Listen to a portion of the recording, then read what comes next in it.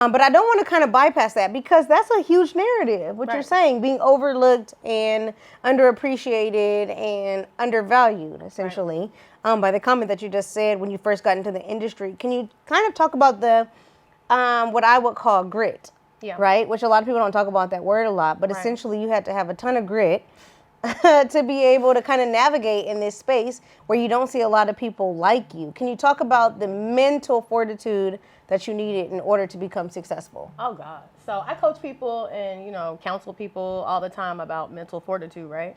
So looking back now, I'm like, damn, I was really strong because nothing went right. Like the first 10 years, it was so hard. What do you mean? Like nothing went right. Nothing? Nothing. My first truck I bought was like $80,000. It was a piece of crap. So it was breaking down every day. My mom co-signed for it, so I had to make it work because I couldn't let her credit, fall by the wayside. So yeah, I was breaking down every day. I couldn't keep a driver. I had to end up driving myself. And then I got pregnant and I had a kid, and then I had another kid, and then I got divorced. So it was like hardship for 10 years straight. Wow. Yeah, it was ugly. Welcome back for another dope episode of Finding Your Niche with Neish. I'm Neish, and I am so excited when I get the chance to sit across from really dope females who are doing super dope things. I have the pleasure and the honor of sitting across from Casey Cooper. Oh my God, thank you so much for coming on the show. Hello, Miss Boss. Hey, thanks for having me. You're welcome. Thanks for coming on the show. So first of all, people don't know what you're doing. Really, I feel like you're giving people the roadmap to success. Yeah. When it comes to dominating in the trucking industry, and more specifically, even government contracting. So yeah, let's talk about that a little bit and some of the humble beginnings into how you got into that industry and how you've been able to dominate in that space as a Black female. First of all, congratulations to that. Thank you. And first of all, before we dig into it, because I like talking to people who have been able to kind of accumulate a certain level of success, has it actually hit you yet? How successful you are? And have you celebrated this moment? I definitely celebrate all the time. It has hit me, but it's levels. It's, still higher heights I want to climb. So I'm just taking it all in and enjoying it, on the way. Yeah, I really love what you're doing because it's a male-dominated industry, and you're making waves. You're making a lot of noise in the industry. Can you kind of talk about, really, when I think about, finding your niche with Neish, talking to people who have found their lane, no pun intended, who have found their passion with you in this industry in trucking, when did you realize, okay, this is exactly what I want to do and this is the lane I want to go in? Yikes. Okay, so I probably realized that it's what I wanted to do maybe like 10 years ago. Okay. My story is a little bit different because it was hard for so long. It wasn't like I just did this and blew up. That wasn't it. So once I kind of got it steady, I had been doing it for so long and struggling. So once it got steady, I just was like, okay, well, this is what I'm going to stick with. That was always the plan. Okay. And so, but when you got into the industry, what would you say were some of the biggest obstacles that you had to overcome? Just being a woman, people not taking you serious. I remember like asking guys to help me, can you teach me how to drive? And they were like, girl, get out of here with them heels on. We're not teaching you how to do nothing. Like it was very, like they were just like shoe fly. And so, I just had to persevere and stick it out, and anything you want bad enough, you'll make it work. So. And that you have been able to do, definitely, making it work. Definitely. But yeah, the water was off for 3 weeks. Funny enough, that's the first year I should have made my first million. But I ended up losing like $500,000. Why? Just, I sold some equipment. I had a bad loan go through, just like a series of unfortunate events. But my conviction was like, no, something ain't, like, I'm not accepting this. I'm supposed to make $1 million this year or more. And I just didn't accept it. So I saw it through, but I never accepted I'm going to stay here and it's going to be like this. I always knew something was going to break, and it did. Wow, I love that. Okay, so coming from humble beginnings, being a mom, being in this certain predicament with your children, seeing and knowing, because I think like one of the cool things about your passion and your future, and I think I would describe it as faith at least, seeing before you see it. That's right. And so when you were in the position to be able to see it before you saw it, how did that actually work for you? How were you able to see it before you saw it in the circumstance that you were currently in? I really don't know. I'm going to be honest. We're talking about almost 20 years ago. I saw it. I knew I was going to be a millionaire. I knew I was going to do trucks, but I was 25 at the time. Okay. So everybody thought I was crazy. And I was. I mean, you have to be crazy enough to believe in what you're going after. It's no other way around it. And I just saw it through. I was going to get rich or die trying, and I did. So it worked out. And you're alive today. Alive and well. Doing very well. Hey, shout out to doing well. Okay, so speaking of doing well, fast forward a little bit. Obviously, you're in this predicament where you've made, and you can correct me if I'm wrong, but upward of like $6 million. It's more than that now. Okay, correct me, honey. What is it? We have about 10 million in our pipeline now. Okay, some slight little 10 mil. Slight little, you okay, know, nothing little crazy. Something nothing crazy. First of all, shout out to you, bow down to you. That's amazing. Congratulations on that. Yeah. That is a tremendous accomplishment and a tremendous endeavor. When it comes to making that amount of money, yeah, does it change you? Does it not change you? Speak to that. I think money makes you more of who you are. So like I'm very generous. If you hang with me, or you like you're my friend, or you're my family, you're on yachts, you're on jets, you're jet setting around. We're doing all the fly shit. Like, hey, yeah, that part. Okay, so it just enhances who you are. I think so. Okay. Did you ever feel a point, because I was talking to somebody earlier and they were talking about how they were also able to make a couple million and they had a couple moments where they had to check their ego. Have you had that? No, because I'm kind of like not an introvert, but I don't like to be around a lot of people. Okay. I like my family, like my sister, my mom. I'm very like closed in. I don't need like a lot of people.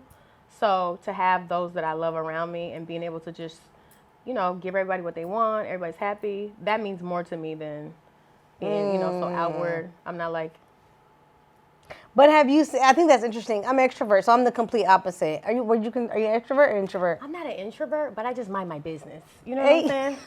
I don't need no new friends. Like I'm just cool. You just chilling. Yeah. Okay, so with that being said though, when the money started to come, did you at least notice the influx of people that also wanted to be involved in your life? Well, that helped me decide I didn't want to do that. Okay. Because at this level, you get to pick. Do I want the fame? Do I want the fortune? What do I want? And I was real clear on fanfare and weirdos, and I just don't like it. So I shun away from that. Like, I don't do a whole bunch of in-person events anymore because people just get very weird. And it's really just they're inspired, and they don't know how to handle it. What do you mean? Give me an example of somebody being weird. Oh, wow. I had a lady that was, like, making pages about me and my children, my mom. Like, it was a shrine to... Okay, that's weird. Yeah, that's weird. People walking up on you while you're in Kinko's copies, just like, hey, ain't you such a... Like, that's alarming to me, because I don't know you, but you know who I am. It just happened yesterday. So, like, that's cool until it isn't, right? Just people like... A person will see you on a platform and just decide instantly, I don't like her. Something about her face. Without all the information. Yeah.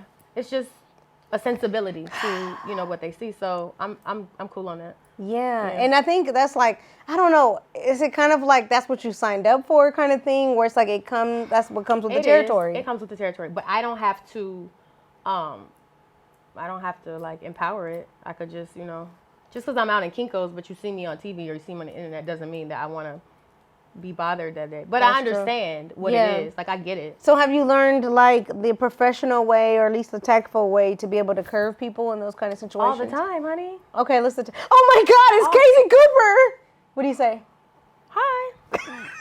But notice my body language. You say calm. Yeah, it's just my body language, though. My body language is not inviting you to touch me or to keep that going. Oh, my God, that's so true. It is. How long did it take you to learn that? Real quick. Like, you having events where 200, 300 people coming, you gonna learn real quick, like, how to... Shut it down. Yeah. Hey. And you just keep it here, a wall. Or no is a complete sentence. People expect you to be so nice, and I think because I can say no with a straight face real easy, like, people are, like, kind of thrown off. I just have very clear boundaries, and I'm a little bit older, so I'm not no little girl. Like, you're not about to play with me. Right.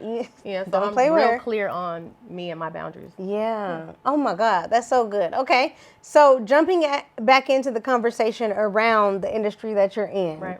I also think it's commendable. What you're doing is not only just trailblazing, but passing the baton, so to speak. And so you provide a lot of opportunities, a lot of resources, a lot of information, a lot of knowledge, a lot of tools to other women who are like you, who look like you, to be able to dominate in this space. So with the Compass Circle, where did that even come about? And Why is it so important to you?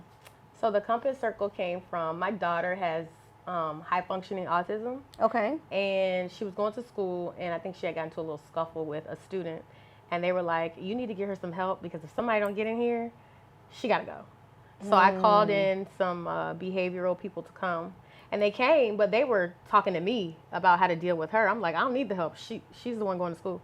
So they came, and I looked at the paper, and it was like compass. And I was like, that's cute, right? Mm-hmm. A compass is helping you guide you to go to your next, get to where you're going. Yeah. So I kind of just took it and made it my own. I mean, and it makes sense. You're on the road. You're trying to find your direction. I'm literally teaching people what to do. Hello. That is a real life compass. Hello. I actually want to unpack something that you just said because I think it's important. Okay. Your daughter having high functioning autism, being super, super, uber successful in your business, dealing with the two things, a juxtaposition of the extreme need that your daughter might have for you to be involved in her life versus being successful and being able to scale in your business. And the idea I'll put in the middle of that, mom guilt. Right. How have you been able to deal with that? I just took myself off of the chopping block of everybody else's expectation. Like, I'm doing this way, and I have to do what works for me. So that meant taking my kids out of school. They're homeschooled because, we're constantly traveling and just, getting help. We have a live-in nanny. My mother helps out. I don't think it's anything like unconventional because white women do it all the time. Nobody bats an eye. Black girl get a nanny. It's like, oh, hold up, this next level, right? No, it's not. But just I have a lot of support, and I don't do a lot. Like the higher I go, the less I'm doing. And I think people have an issue with the guilt of that. It ain't just mom guilt. It's like success guilt. Or, I was talking to somebody the other day, and they were like, you don't cook? And I'm like, no. I mean, I know how, but I got other stuff to be doing. So yeah, you want me to make this money, or you want me to cook? What you want me to do? Like, right. You want spaghetti or you want a bag? Right. Okay, so I love that. I love that story and that narrative because a lot of people don't talk about that aspect of it where it's like, it's real. Like, I don't know how to explain it, but it's like Beyonce got somebody. Beyonce got everybody. Right, that part. But at the same time, she can still be involved when it's necessary, but also still be able to kind of juggle these things. Because I think that's a conversation that a lot of women have is like, obviously being a woman, when you want to pursue your career, there's this part where you feel like you have to have a balance. Yeah. Do you agree with that narrative of balance, or is it kind of like you figured out, how to kind of dismantle that idea? I think everybody's balance is different. I try to just save myself so that I have it to give to the kids, and I have it to give to my sister, and I have it to give it to, when problems do arise. So my work-life balance is a little different than most people's. Mm-hmm. I do not believe in working myself to the bone anymore. I did that. I'm not doing that no more. And I make stuff move with my mind now. So that's a different type of, just a different skill. Yeah, the person that I interviewed earlier today, he was teaching me how he meditates in the shower and manifests different things and experiences different things, as a result of meditating and manifestation. When you say you move things with your mind, give me an example. I wanted to become a millionaire in trucking. I had no prior knowledge. And it happened. Now I'm just able to do things quicker because I understand my own power. Okay. But before, it was kind of like on accident, on purpose. Now it's just like anything I want to do, it's going to happen. Like, it's not possible for it not to happen. Okay, so how do you move things with your mind? You just got to know you can move. First of all, you got to know you can do it. If you don't know you can do it, it ain't going to happen, right? So I think the confidence in knowing that it's going to happen it ain't no secret. Like, so I decide, and boom, it's done. The time ain't mine, though. I don't get to decide on the time. But I do get to decide on what I want. Ooh, that's good. Okay, so the decision is what initiates the change. The desire. The desire is what initiates the change. Mm-hmm.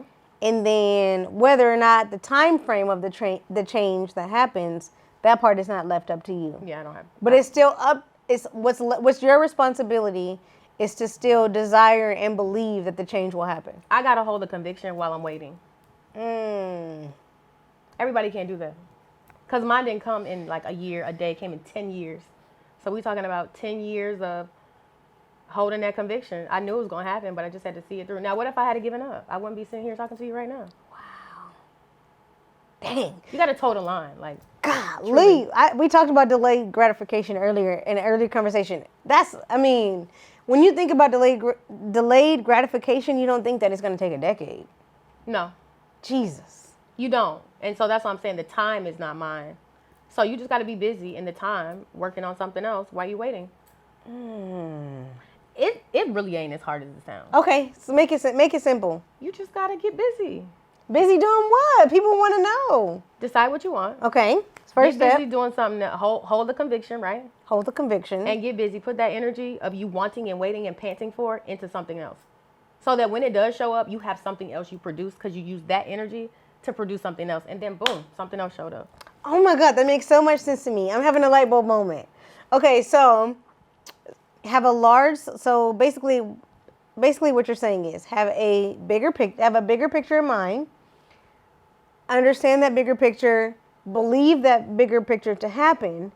Then while you're believing that, hold that conviction, hone that conviction inward, and then get busy doing things that will support that bigger conviction once it comes. That's it. The episode, really, what else are we talking about, Casey? I think we're done. I think we're done. I mean, that was so simple. That was so powerful. It's so simple, it's easy. Yeah, or it's so simple you can overcomplicate it and miss the whole lesson. Facts over your head. Run it back. Run this episode back so y'all can get it. Rewind it. Whatever you need to do, because that was very super powerful. I love that. Okay, so now you're here. You've been able to hone and see your actual vision. Yeah. Your bigger picture is realized. Yeah. Are you overwhelmed by where you're at, or do you feel like, okay, I'm in my element, this is where I'm supposed to be? How are you navigating this current level of success? I just think it's fortune over fame for me. So again, the fanfare and all the screams and all that is cool, but that's not what drives me. What drives me is being able to live how I want to live, do what I want to do. And this is a true do what I want to do. Like I wake up every day and I do what I want to do or don't do what I want to do. So that to me is success. Yes. And then again, there are higher heights. So now I'm doing TV and film, and that is another dream realized that took some time, but I knew it was going to happen, and now it's happening. Okay, so interesting discussion around that, because when you have TV and film, the thing that comes with that is fame. Yeah. What you're saying you're not going for. Or that you're not. It comes with the territory. Okay, but you're not aiming for that. No, but it comes with it. So are you ready for that? Yeah, I gotta be. Because you're doing this, right? Yeah. Hey. I mean, even this, like, you low-key a celebrity already. Hey. People walk up to me all the time and know who I am. And I'm just like, hey, it's cool, I get it, but, like, that's not what I'm here for. Yeah. Okay, so you're learning how to navigate that space. I think I'm pretty good at it. Okay. Yeah. So with the fame and the television, now there's a ton of eyeballs on you. Essentially, your entire life is going to be under a microscope. People are going to see you more intensely, have maybe even distorted or misconstrued views about you based off of the content that comes out. If you were to tell people, no, just in case you're ever wondering, this is the real Casey, who is the real Casey? Who am I? I'm just a woman that didn't give up. I mean, I don't think it's like major mathematical equation. Like, we all have the same ability. I don't have anything different that you have. I just use it a different way, and I make it work for me so that I can, less of my own energy and more of my inner energy. I love that. It ain't really no like secret. Yeah. It's not like. I love that. The other thing I feel like that, I don't know, has been an unspoken secret in society, in the narrative of what Black people can do and experience, is their ability to be mass producers in the trucking industry, more specifically women. Yeah. So can you speak to that? Because I know, like we talked about at the top of the interview, of you like saying, trying to approach somebody and they kind of like curve you, like dismiss you. But can you speak to like women being able to actually dominate in this space, and like what would be the narrative behind that story? I mean, women are naturally multifaceted, right? So prior, I'm talking like 10 years or more before, you saw us kind of more in the office, getting the paperwork done, but we were still making stuff go. We just weren't in trucks. I think now, getting your CDL only takes about like 2 months. It's very lucrative. We have, children to take care of. So you're seeing more women go for it. I love it. I think it's amazing. I mean, it has definitely enhanced my life quite a bit. Yeah. I didn't have to get a whole bunch of school loans. I didn't have to become a doctor. And I make more money than most men. So it's like, That part. up, yeah. That part. So I like that. So if people wanted to start today, like if other women were like, oh my God, I love Casey. I love her story. I love what she's doing. She's super dope, super successful. I want to do something that same lane. Right. What would you say to them? What's the first way to get started in trucking? I wouldn't buy a truck. So there's 2 ways you can do this, or it's a few ways actually. But I had started off with asset-based trucks, which means you're on your own truck. You're responsible for the repairs. You're responsible for the drivers. I wouldn't do it that way. Okay. I would either look at like maybe dispatching or maybe signing on owner-operators to your company so that you don't have to have all of the equipment, because the equipment is what really takes you out. Oh. Yeah, What do you mean takes you out? Just financially, you have truck notes, and then you have insurance on the truck notes, and then you have drivers. So you have all these things that are factors to another factor, which is your equipment. I try to be, I am now, just totally equipmentless, because then I don't have to deal with that, right? How do you be equipmentless? Like what would be a job that's equipmentless? Any job, you just sub out the work. Oh. You gotta work smarter, not harder. So I'm gonna hire somebody that already has trucks, and they're already doing it. I'm gonna mark up their price, make my money, and manage their workflow. Okay, some more delegating. Absolute delegation. Wow. Okay, so but is that where people start off, or is that where they end? I would start that way. Delegating? So we have it backwards. I'm glad you said that. Okay. We go get the shovel and go dig the ditch. I'm not doing that. I'm gonna go get the paperwork together, get the job to dig the ditch, and then hire the ditch digger. You see the difference? If that ain't a bar, I don't know what is. That's key, because so often we are used to that, but I feel like that is That's the ball game. That's the ball game, but I will say the downfall to that is instinctive for women to think to have to do the work, because we're so used to figuring it out and solving the problems. It's like instinctive to do that, but there's a new space for us to be able to do what you're just saying. And here's the thing, we are solving the problem. Still. I'm just not using my physical body to go run and put out the fire. If I have somebody dispatch the truck and go put the fire out, did I not still put it out? Wow. Okay, so then when we think of government contracting, Same thing. same thing. Same thing.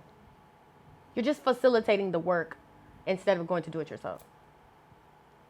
Look, you haven't done. Wow. Go Wow. wrap your mind right. around it. I'm like facilitating the work, but still getting the job done. That's right. So pointing your finger, you go here, you go here, you go here, and now collect the check. Well, it's a little bit more involved. I mean, you have to break down the scope of work. Okay. You have to understand what's being asked of you, the tasks, who, what, when, where, why, how. Yeah. And then you have to make sure you have a healthy understanding of that so you can micromanage or manage whoever is going to go do it. And then you got to have systems in place to make sure they're doing what they're supposed to do and make sure the quality of work is good. Yeah. One of the interesting things I think about what you do is there's a lot of external variables that are predicated based off of the success Right. of a job. Right. Okay, so when it comes to trucking, maybe even government contracting, there's a lot of ownership and responsibility on people outside of you Yeah. that will help to actually get you and Right. even implement you getting the bag. How have you been able to deal with the external factors that might, cut into play when it comes to you getting these bags? I think just doing good research, like trying to find good people to work with, repeating your relationships, especially if you already have worked with somebody and it went really well, just hire them again. Essentially, though, when you get into business with somebody, you're getting into bed with them. It's just like a relationship, and you don't really know. I mean, you can date and you can kind of figure somebody out, but it might take you 3 years to see a red flag. So, I mean, it's the nature of the beast. I mean, but I ain't scared, so Yeah. You just got to do it. Okay, so then how do you pivot? Do you have a story that you can tell that was like, oh my God, this is the worst experience ever, and how you were able to pivot and still become successful as an outcome? Oh, girl, how long do we have? I mean, the first 10 years was just pivot. It was just one big pivot, like it was a circle. Like, it all was bad. I was Okay. pivoting every day. Like, no lie. It sounds so, like, matter of fact now because we're sitting here and we so cute, right? Yeah. But I wasn't looking like this every day. I was dirty, filthy, covered in mud, greasing my own truck, driving my own truck, getting kicked off jobs because I was too cute, and all the men were after me, and the foreman was like, yo, you got to go. You got to go. Get your truck and go because you causing too much excitement on this job site. Like, Yeah. for real. Wow. Yeah, it's all kind of stuff. That's why I can't do that no more. Yeah. Okay, so you don't drive anymore? No, God, no. Would you ever? Yeah. I mean, okay, wait. For a video or promo, something like that, yeah. But to work, no. I'm not going back to work. Sorry, not happening. Ever? And in the TV world, yeah. Okay. TV world. But Shout out to trucking, TV. like that's mastered. I'm not doing it. What would be like, I guess, dream client or dream contractor where you were like, oh my God, I can't believe this is like, I really want to do business with this person or this company. Who would that be? Nobody. Like, I don't have that. Sorry, I'm not that guest. Wait, Like, nobody? No, You don't care I don't care. as long as they got the money. Yeah, Wow, it's fortune over fame, honey. that's right. Yeah, I'm not beat for this. All this stuff is external. Like, my home is good, my family's good. That's what I care about. Now, something that I'm very interested in when people start to make money, and if whether or not they have things in place, I feel like, and you can speak to this, but do you ever have an element of fear that all of this can be gone like that? No, Why not? because I ain't scary. Like, what you mean? Like, I had nothing. I made it into something. So if I lost it all, I could get it right back. Because why? Because I'm me. Fuck. Because I already did it. I have a certain level of, okay, so I was saying it's like learning to find joy in hell. Okay. I found joy in hell several times. So, like, I can deduce everything down to just the simplicity of just having peace. All the cars and homes and that stuff is cool, but, like, that's not the reason why I do this. So it's not like, if I lost it all, I could definitely get it back, but that's not what makes me happy. I mean, it sounds very cliche, I know, but No, peace is huge. Like, it is. people don't talk about peace a lot because I think I feel like there's a difference between peace and happiness. There is. How would you draw the line? I think peace is just nothing. Just with nothing, it's just I'm good. Ain't nothing going on, and my phone ain't ringing. I ain't lit. I ain't under. It's just cool, right? Yeah. And happy is like, I'm happy. Like, life is good. Yeah. I can have either or, but I mean, I'm not here for all of that. I'm just here to make sure my kids are good. And for me, it's like the simple things. Like, I do a lot of simple little things that people probably would be surprised about. Like what? Karaoke. Like, I love karaoke. Okay. What's your go-to song, Casey? I have a lineup, actually. Okay. Don't get me started. Okay. Top two. Get It Together, 702. Okay. 702. And probably Work It Out, Beyonce. I don't know. Work it out. I was on the Austin Powers soundtrack. Okay. And no, we not about so to you sing gotta stuff. work it out. Right. Hey, Right. That's how you. Come on, Girl, Dudley. bye. Next. Not happening. That's how you work it out. It's okay. I love karaoke too. Yeah, I love Okay, karaoke. so you like to karaoke. Yeah, I love What else? karaoke. What else, Casey? Eating out. What's your favorite food? All of them. Really? Yeah. Do you like Thai? Right. It's cool. Same. Yeah. Same. Okay. It's just a fellowship of food. I'm just like very family oriented, just family, friends, good food. I love that. Yeah. I think one of the cool things when we talk about peace, making a difference, being fulfilled, Yeah. ultimately. Yeah. With the Compass Circle, you've been able to have something because you're essentially impacting other lives outside of yours. What has been maybe the greatest reward with having the Compass Circle that you've experienced? I think just the inspiration of it all, where I was like struggling, and I'm talking about struggle, like that was a struggle. I'm gonna be honest, if I had to go back and do all that over again, I wouldn't do it. The Compass Circle? Just my whole career, like I Why? Because it was too hard. That's why you don't know the time, because you would probably give up if you knew the time. I would literally, if I had to do another 10 years of that hard labor, girl, I would go be a stripper or something. Like I ain't doing that. So that's why I didn't know the time. Yeah. But I think helping other people just avoid those pitfalls, seeing the inspiration of it all, seeing all the women just come into their own, and not like you don't, love men because we love men, but you don't want to be like, you just want to be able to stand on your own 2 feet.